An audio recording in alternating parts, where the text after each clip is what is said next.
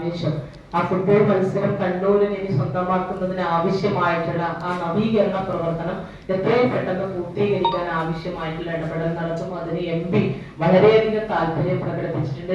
എത്രയും പെട്ടെന്ന് ഇന്നലെ MP ഒരു വിശാലമായ ഒരു യോഗം വിളിച്ച് ചേർക്കാൻ തീരുമാനിച്ചതായിരുന്നു. പക്ഷെ ചില അസൗകര്യം കൊണ്ട് അത് നടന്നില്ല.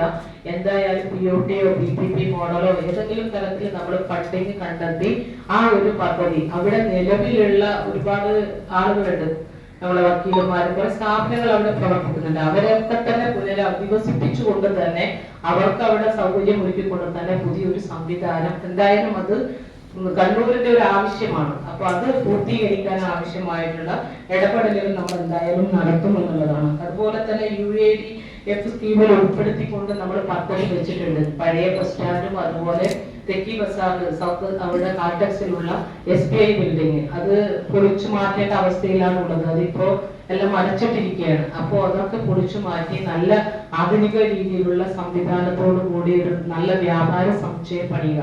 ഒരു തദ്ദേശ സ്വയംഭരണ സ്ഥാപനം എന്ന് പറയുമ്പോൾ തനത് വരുമാനം നമുക്ക് വളരെ അത്യാവശ്യമാണ്.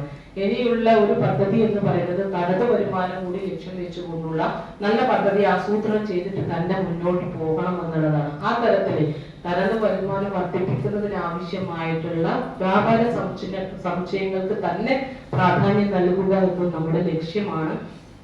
അതിനാവശ്യമായിട്ടുള്ള ഒരു സംവിധാനത്തിന് പഴയ ബസ് സ്റ്റാൻഡിൽ ഒരു കൺവെൻഷൻ സെന്ററും അതുപോലെ തന്നെ മൾട്ടിപ്ലക്സ് തിയേറ്റർ, ഫുഡ് കോർട്ട് ഉൾപ്പെടെ ഒരുക്കിക്കൊണ്ടുള്ള ഒരു നല്ല ഒരു വ്യാപാര സമുച്ചയം അവിടെ വരും. അതിൽ യാതൊരു സംശയമില്ല. അതുപോലെ തന്നെ സൗത്ത് ബസാറിലുള്ള കാൾടെക്സിലുള്ള SBI കെട്ടിടവും എത്രയും പെട്ടെന്ന് പൊളിച്ചു മാറ്റി അതും നവീകരിക്കാൻ ആവശ്യമായിട്ടുള്ള ഇടപെടൽ നടത്തും.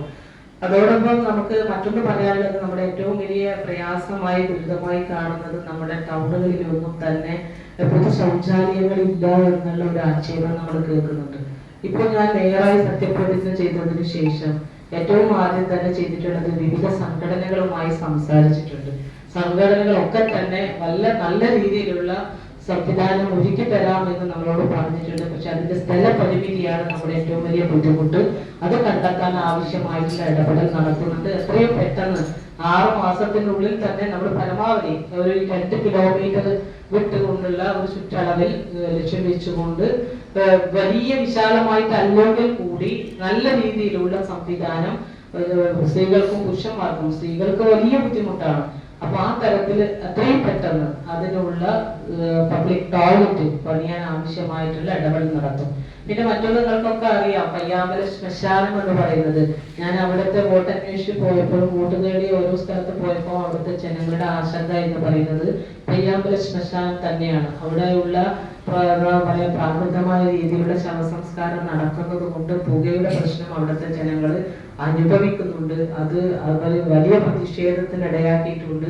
അവർക്ക് ഞാൻ കൊടുത്ത വാക്കാണ് അവിടെ ആധുനിക രീതിയിലുള്ള ഒരു ശ്മശാനം അവിടെ എത്രയും പെട്ടെന്ന് പണിയും എന്നുള്ളത്. അതിനു വേണ്ടിയിട്ട് നമ്മൾ എക്സ്പേർട്സ് ആയിട്ടുള്ള ആളുകളെയും അതുപോലെ തന്നെ അവിടുത്തെ ആളുകളെയും കൂടി വെച്ചുകൊണ്ട് ചേർത്തുകൊണ്ടുള്ള ഒരു സെമിനാർ എത്രയും പെട്ടെന്ന് 6 മാസത്തിനുള്ളിൽ തന്നെ നടത്തി. അതിന്റെ നിങ്ങൾക്കൊക്കെ അറിയാവുന്നതാണ്, നമ്മൾ അവിടെ ഒരു പ്ലാൻ ഓൾറെഡി നമ്മുടെ ഷാജി MLA-യുടെ 3 കോടി രൂപയുണ്ട്.